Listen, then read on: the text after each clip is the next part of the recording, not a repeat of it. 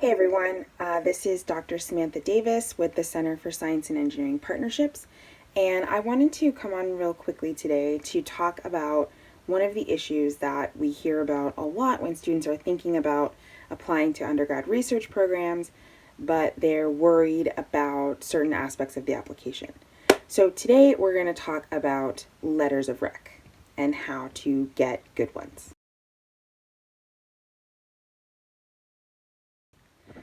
So, what is the letter of rec, and why do we even ask for it? So, the letter of recommendation is a letter written by somebody who's worked with you, basically, who's able to comment on various aspects of what it's like to work with you, your work ethic, your productivity, but also your characteristics. They can be academic related letters, so people can talk about what it's like to work with you in a classroom setting, or they can be more experiential type of letters. So someone who's worked with you as like a job supervisor or a research supervisor or even a volunteer coordinator. So for our programs, and this is going to be different for any kind of program that you're applying to, but for our programs, we're, not interested in ranking letters based off of the titles of who's writing them. So for example, it's not like we want everybody to get letters from professors. And if you get a letter from a TA, then it's worth less. No.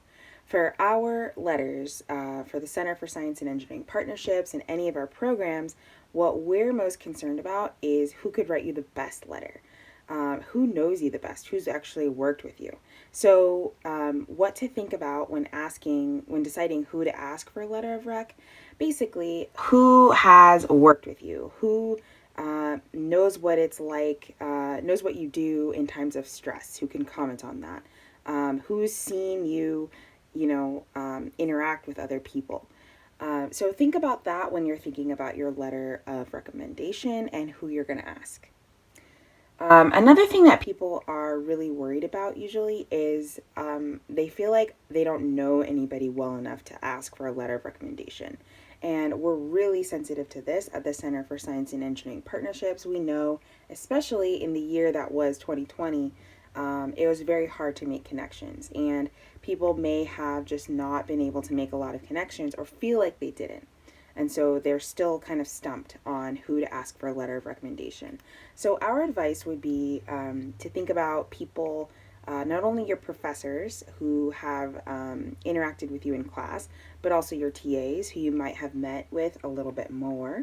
Um, Maybe your managers for your job, volunteer coordinators or supervisors, or even a high school instructor who worked with you at that time.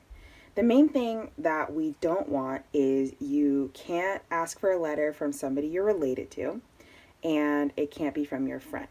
Other than that, if you have any questions, feel free to get in touch with me.